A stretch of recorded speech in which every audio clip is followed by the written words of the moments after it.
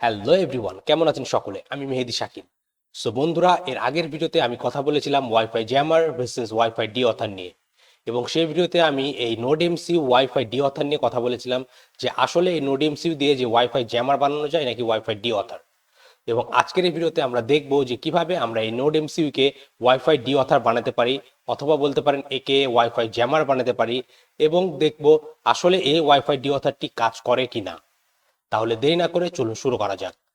তার আগে বলে নিচ্ছি, this video is only for educational purpose. এই ভিডিওতে আমি আমার এই NodeMCU কে ওয়াইফাই ডিঅথারে কনভার্ট করব এবং টেস্ট করব আমার নিজের ওয়াইফাই কানেকশনে। আপনারা কখনোই এই সকল ওয়াইফাই ডিঅথার অন্য কারো নেটওয়ার্কে টেস্ট করার ট্রাই করবেন না। এটি করলে এটি কমপ্লিটলি ইলিগাল কাজ হবে এবং এটির কারণে আপনার জেলও হতে পারে।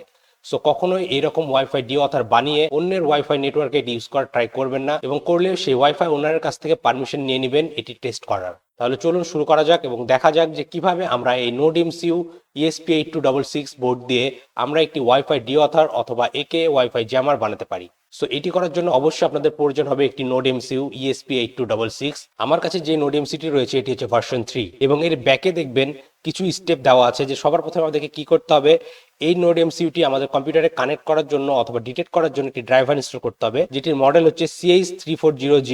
এই ড্রাইভারটি আমাদের কম্পিউটারে ইনস্টল করতে হবে। দেন এই NodeMCU বোর্ডে কোনো কিছু ফ্ল্যাশ করার জন্য অবশ্যই আমাদেরকে বাউড রেটটি 9600 kbps এ সেট করতে হবে। তাহলে চলুন সবার প্রথমে আমরা CH340G এই ড্রাইভারটি আমাদের কম্পিউটারে ইনস্টল করে নিই এবং অন্যান্য সকল রিকোয়ারমেন্ট ফাইলগুলো ডাউনলোড করে নিই, যেমন NodeMCU ফ্ল্যাশার, যেটির মাধ্যমে আমরা এই NodeMCU বোর্ডে আমাদের প্রোগ্রামটি ফ্ল্যাশ করব, এবং এর পাশাপাশি আমরা একটি ফার্মওয়্যার বিন ফাইল ডাউনলোড করব, যেটি ফ্ল্যাশ করার মাধ্যমে আমরা এই NodeMCU কে একটি ওয়াইফাই ডিঅথার বানিয়ে ফেলতে পারি। ওকে, সো বন্ধুরা, আপনারা আমার কম্পিউটার স্ক্রিনটি দেখতে পাচ্ছেন। সো সবার প্রথমে আপনাকে যেটি করতে হবে, আপনাদের ফেভারিট ব্রাউজারটি ওপেন করবেন। দেন আপনারা এখানে সার্চ করবেন CH340G ড্রাইভার, দেন সার্চ করবেন। তাহলে সবার প্রথমে যে ওয়েবসাইটটি পারবেন spark.gogo.co.ng, এখানে যাবেন। দেন এখান থেকে আপনারা ডাউনলোড CH340 ড্রাইভার এটিতে ক্লিক করবেন, তাহলে এই ড্রাইভারটি ডাউনলোড হয়ে যাবে। ওকে, দেন আমাদেরকে যেটি করতে হবে, আমাদেরকে এখন NodeMCU ফ্ল্যাশারটি ডাউনলোড করতে হবে এবং ফার্মওয়্যার বিন ফাইল ডাউনলোড করতে হবে। সো এর জন্য আমরা যাব স্পেস হান্টারের গিটহাব উইকিতে। আমি এই লিঙ্কটি আমার ভিডিও ডিসক্রিপশনে দিয়ে দেবো, আপনারা সেখান থেকে চলে যাবেন। দেন এই পেজে আসার পর আপনারা ক্লিক করবেন ফ্ল্যাশিং দ্য ফার্মওয়্যার.bin ফাইল এই লিঙ্কে।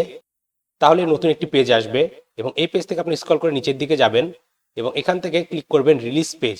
এটিকে একটি নিউ ট্যাবে ওপেন করবেন। নিউ ট্যাবে ওপেন করলে আপনারা এই পেজটি পাবেন, এই রিলিজ পেজ। এখান থেকে সবার প্রথমে যে লেটেস্ট ভার্সনের ESP8266 deauthor.bin ফাইলটি রয়েছে এটি ডাউনলোড করে নেবেন। ওকে, সো আমাদের এই দুটি ফাইল ডাউনলোড হয়ে গেছে। এখন আমাদেরকে যেটি করতে হবে সেটি হচ্ছে NodeMCU ফ্ল্যাশারটি ডাউনলোড করতে হবে। সো এগেন স্ক্রল করে একটু নিচের দিকে যাবেন এবং এটি হচ্ছে NodeMCU ফ্ল্যাশার। এখান থেকে আপনারা ক্লিক করবেন NodeMCU ফ্ল্যাশার, এখানে এটিকে আপনারা একটি নতুন ট্যাবে ওপেন করতে পারেন।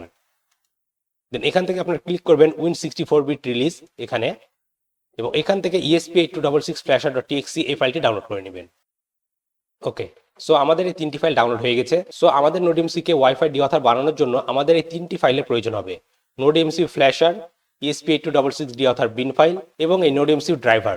তো সবার প্রথমে চলুন আমরা এই ড্রাইভারটি ইনস্টল করে নিই। সো আমরা আমাদের ডাউনলোড ফোল্ডারে যাই, তাহলে দেখবেন এখানে CH34X ইনস্টল উইন্ডোজ ভার্সন 3.4 একটি ফাইল রয়েছে, এটিকে আমাদেরকে এক্সট্রাক্ট করতে হবে। এক্সট্রাক্ট করলেই এটির ভিতরে একটি ইনস্টলার ফাইল থাকবে, এটিকে ডাবল ক্লিক করার মাধ্যমে এই ড্রাইভারটি আমাদের কম্পিউটারে ইনস্টল করে নিতে হবে।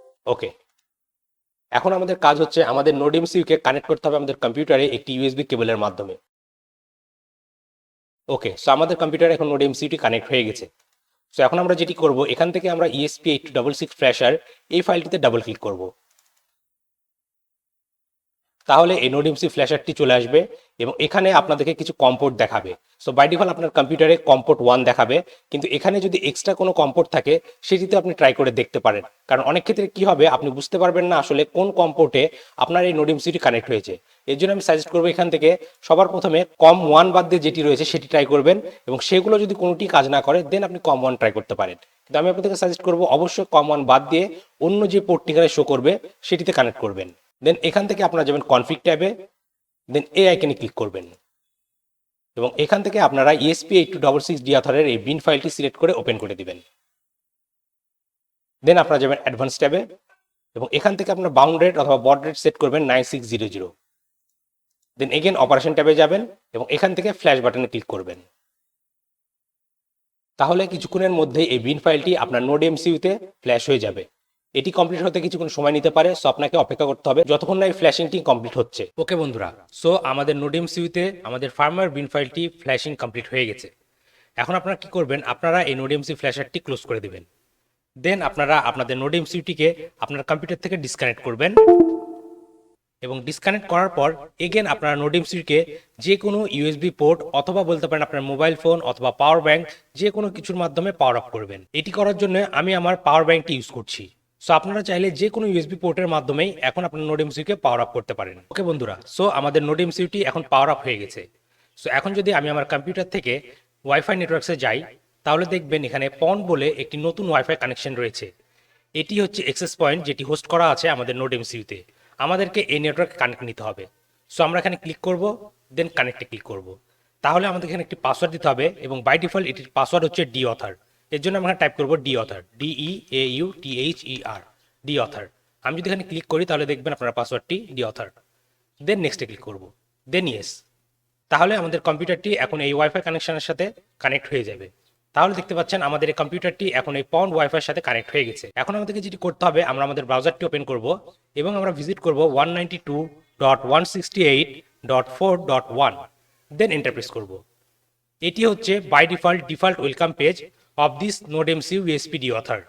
সেখান থেকে আমরা I have read and understood the notice above এই বাটনে ক্লিক করব। সো এই ওয়াইফাই ডিওথারটি পাওয়ার অন হওয়ার সাথে সাথে এটি আশেপাশে থাকা সকল ওয়াইফাইগুলোকে স্ক্যান করা শুরু করে দিয়েছে। সো আমি এখন আমাদের এই ডিওথারটি টেস্ট করব আমার নিজস্ব ওয়াইফাই কানেকশনে। রিমেম্বার গাইজ, কখনোই আপনারা এই সকল ডিভাইস অন্য কারো ওয়াইফাই রাউটার অথবা অন্য কারো ওয়াইফাই কানেকশনে টেস্ট করার ট্রাই করবেন না। এটি করলে এটি কমপ্লিটলি ইলিগাল হবে। সো কখনোই এটি করবেন না। এটি আপনি টেস্ট করতে পারেন এডুকেশনাল পারপাস আপনার নিজের ওয়াইফাই। সো বাই ডিফল্ট এখানে সবগুলো ওয়াইফাই কানেকশন দেখাচ্ছে। এখানে আমি টেস্ট করব আমার এসএসটেক টিউটোরিয়ালস এই নামে যে ওয়াইফাই কানেকশনটি রয়েছে এটির উপরে। সো আমি কি করব, আমি এখন এটিতে সিলেক্ট করব, দেন এতে অ্যাড ক্লিক করব। দেন এখান থেকে আমি যাব অ্যাটাক ট্যাবে।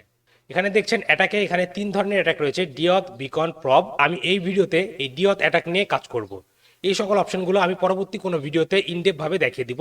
আমি জাস্ট আজকের ভিডিওতে এই ডিওথ অ্যাটাকটি করে দেখাবো। সো এটিকে টেস্ট করার জন্য আমি আমার ওয়াইফাই কানেকশন এবং আমার মোবাইল ফোন ব্যবহার করব। সো এটি হচ্ছে আমার মোবাইল ফোন। আপনারা এখন বর্তমানে মোবাইল ফোন স্ক্রিন দেখতে পাচ্ছেন এবং আমি যদি এখান থেকে ওয়াইফাই যাই তাহলে দেখতে পাচ্ছেন যে এখান থেকে এসএসটেক টিউটোরিয়ালের সাথে আমি কানেক্টেড রয়েছি।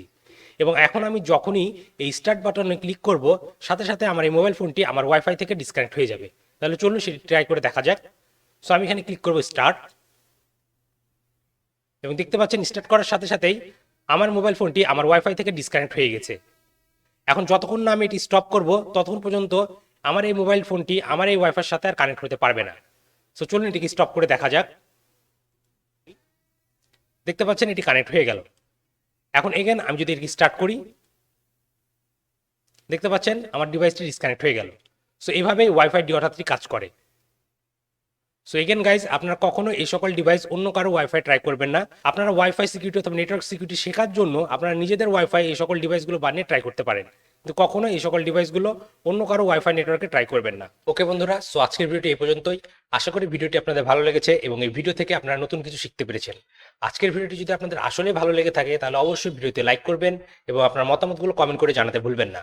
আর আপনি যদি আমার চ্যানেল নতুন হয়ে থাকেন তাহলে অবশ্যই আমার চ্যানেলটি সাবস্ক্রাইব করবেন এবং পাশে থাকা বেল আইকনটি প্রেস করে দিবেন যাতে আমাদের পরবর্তী ভিডিও নোটিফিকেশন খুবই সহজে আপনি আপনার মোবাইল ডিভাইসে পেয়ে যান।